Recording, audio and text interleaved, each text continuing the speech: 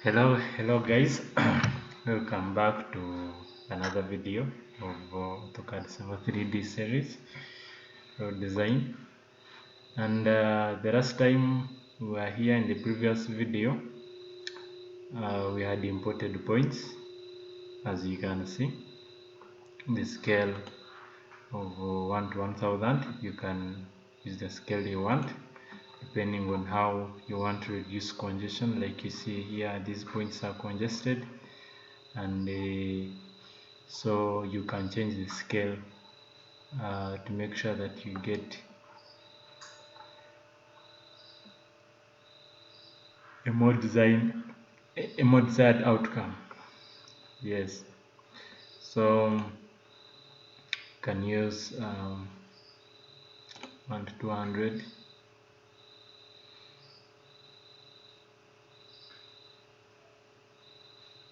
So now we are going to see what to do with these points before creating a surface. You understand? And we are going to look at two main things. One, labeling. For example, you can see you can click on a certain point, and you see we have options here: move label, rotate label, yeah, and toggle sub item groups. So if you want to move label, and just click here, move it. Yeah, you can see the arrow. So this is basically it.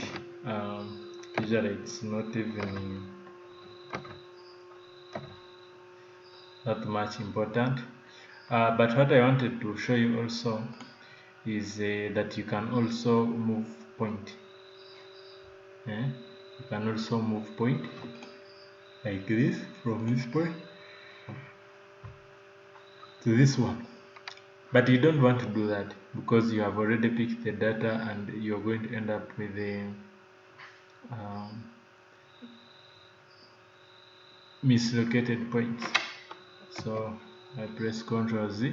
So in order to avoid this movement of points,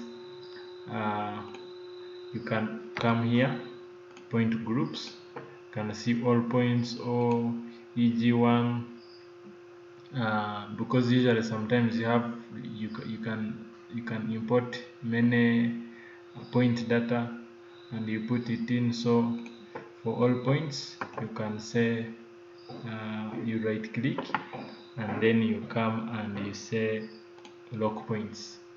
So when you come again here and click here, you see you cannot move point. You cannot move it from one point to another. So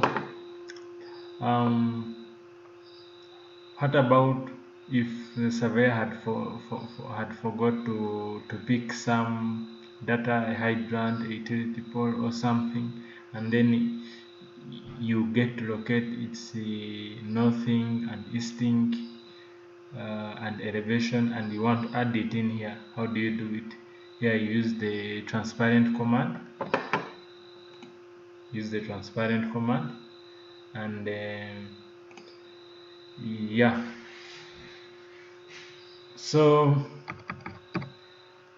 at this point, this is where you can go to the transparent command, and then you manually input points, but we will create another video for that. Right now, let's go straight to creating a surface. For these points here.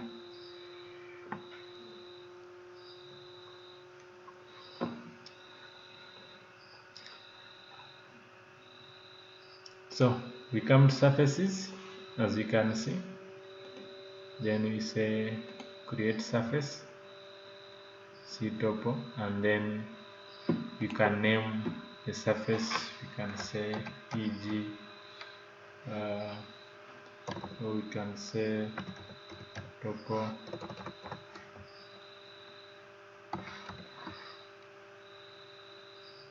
eg1. You can name the surface like that.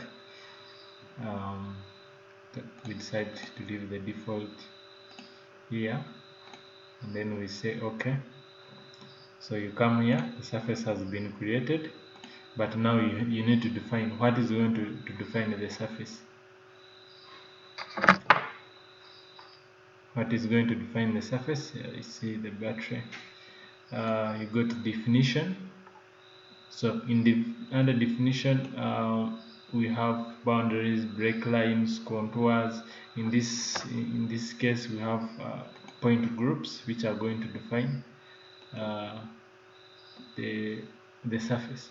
So we just simply add the point group or point file in it. So we have eg1 as our point groups. So click apply and say OK. You see, surface has been created. You can even see here if you want to see it in 3D,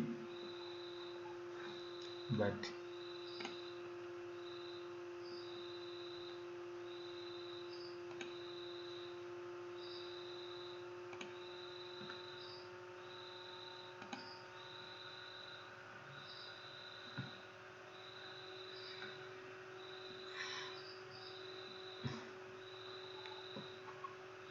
so this is our surface, and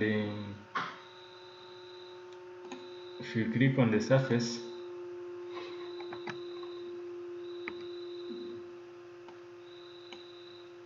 you come here, eg1, you say surface properties. You can see we have here this information, and you can change and say no display. If you say no display, it will disappear. You will not see it here, but it is there. So you simply come to the surface properties, and you can say border only. Here you get the border of the surface around it. There are many options in which you want to do. Sometimes you want to do work and you don't want the PC to be lagging because it's handling too much graphic information, and you simply want to say, okay, I'm going to turn off the display of the contours and remain with the border. Or sometimes you don't even need the surface at all because you're done with whatever you wanted to use it for, and there is no point in leaving it there.